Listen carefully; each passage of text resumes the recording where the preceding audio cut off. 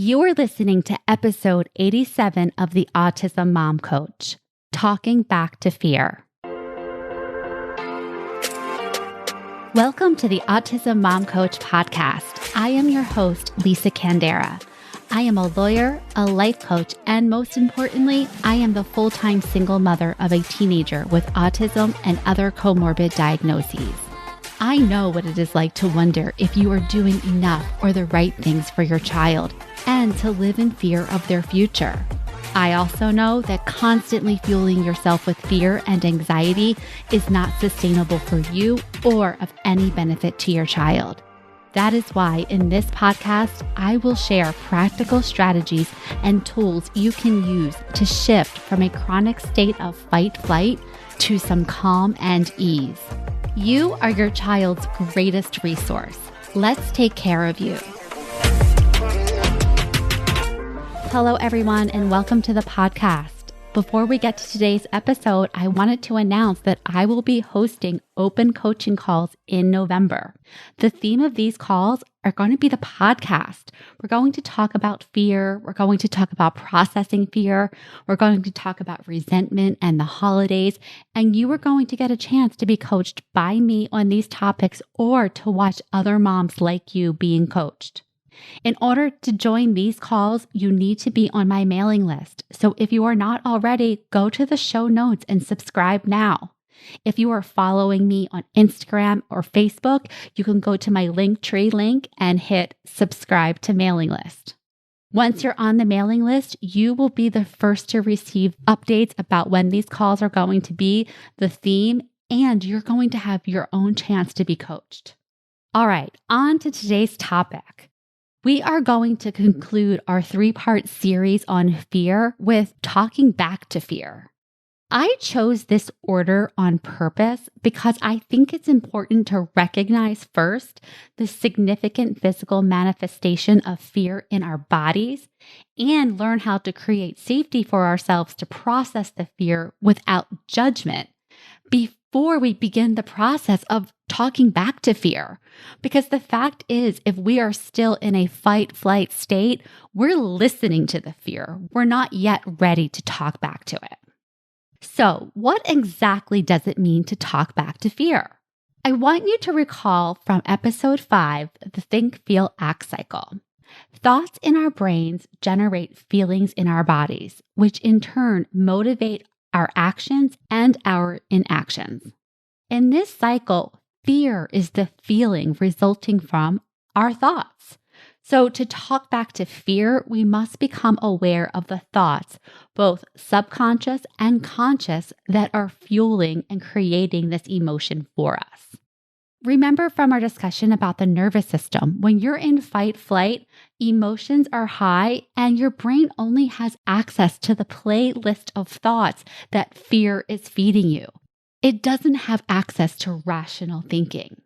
So when you're in that fight-flight state, you're not distinguishing your thoughts from reality. You're just believing your thoughts. And these thoughts, they're real, but these are just thoughts. Yes, they are real in that you are having them, that you are believing them, and that they are spiking your cortisol. But that does not make them true or helpful. Just the opposite. When you are in a fear state, your brain is offering you tons of thoughts that are far from true or logical. These thoughts are also known as thought errors or cognitive distortions, which are exaggerated or irrational thought patterns.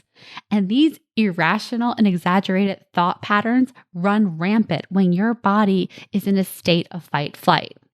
Let me give you 6 examples of cognitive distortions that I'm betting you have engaged in or are engaging in on a regular basis. First, black and white thinking or all or nothing thinking. This sounds like, he will never talk. She will never have friends. This will never get better. Jumping to conclusions or mind reading. No one cares about our struggles. No one understands. People are ignoring us. They don't care. Personalization. Listen up. We all do this one.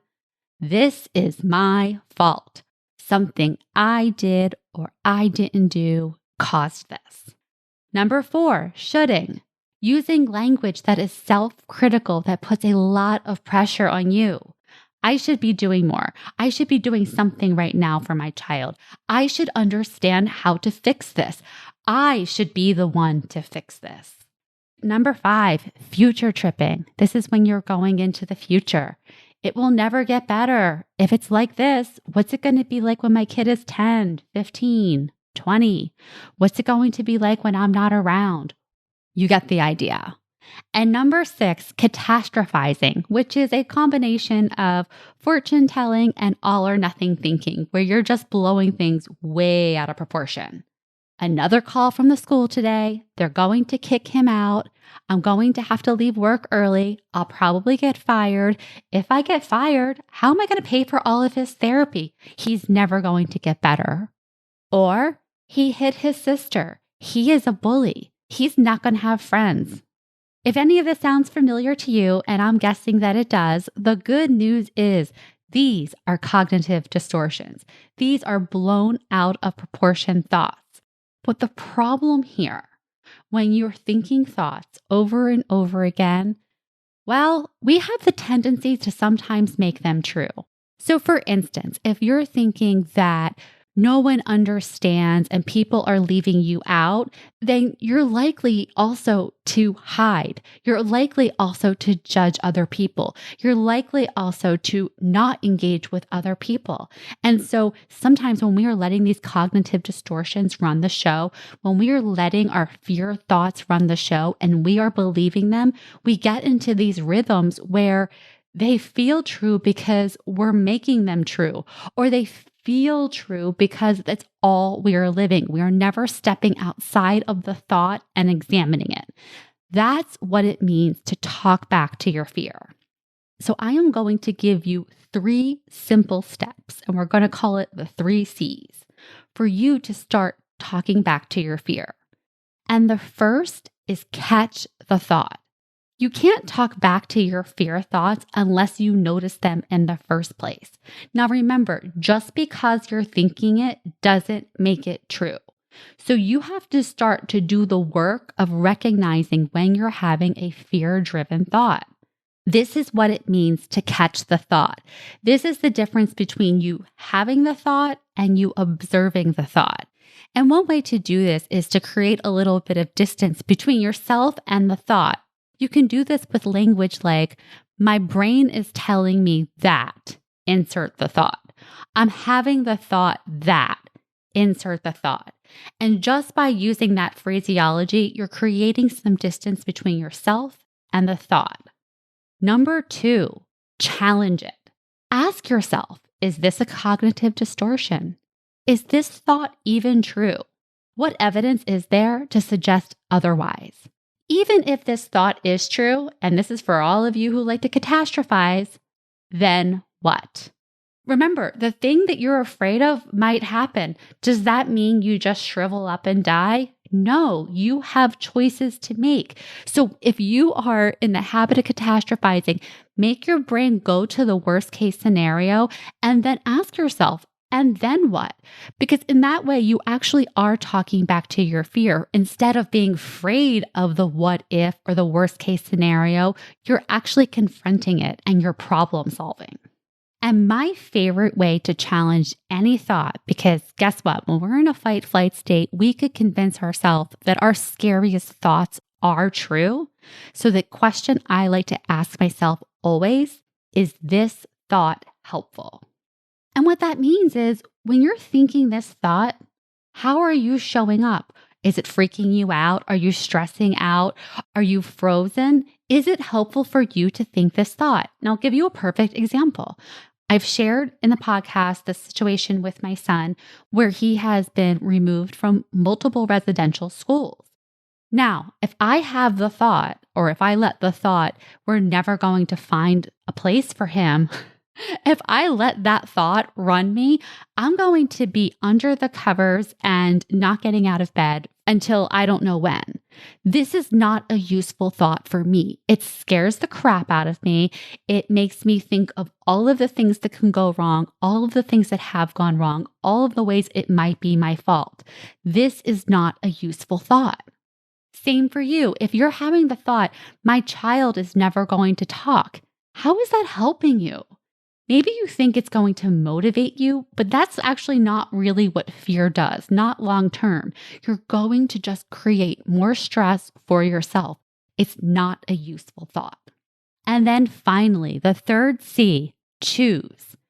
You get to decide how you want to think, and you get to decide how you want to relate to a thought. Because here's the thing.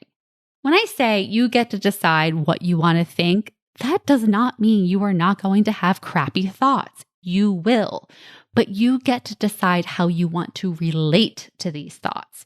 Do you want to invite them in? Do you want to indulge them? Do you want to find more evidence for them? Or do you want to hold them lightly, like a cactus, and just observe them, just notice them, or like a cloud going by, just let it go by without attaching to it?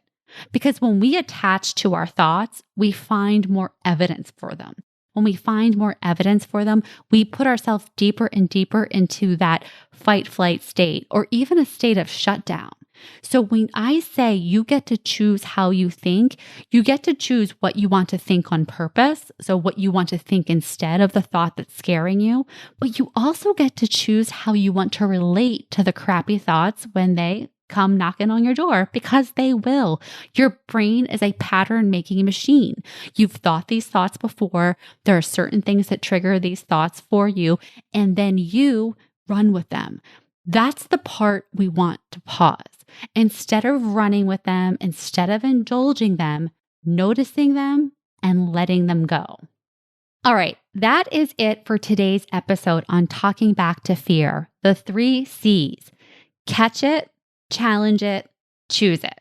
If you want more practice with this skill, again, get on my mailing list, because this is one of the issues we are going to coach about in my upcoming coaching calls this November. All right, thank you so much for listening. Thank you so much for being here, and I will see you next week. Thanks for listening to the Autism Mom Coach. If you are ready to apply the principles you are learning in these episodes to your life, it is time to schedule a consultation call with me. Podcasts are great, but the ahas are fleeting. Real change comes from application and implementation, and this is exactly what we do in my one-on-one coaching program. To schedule your consultation, go to my website, theautismmomcoach.com, work with me, and take the first step to taking better care of yourself so that you can show up as the parent you want to be for your child with autism.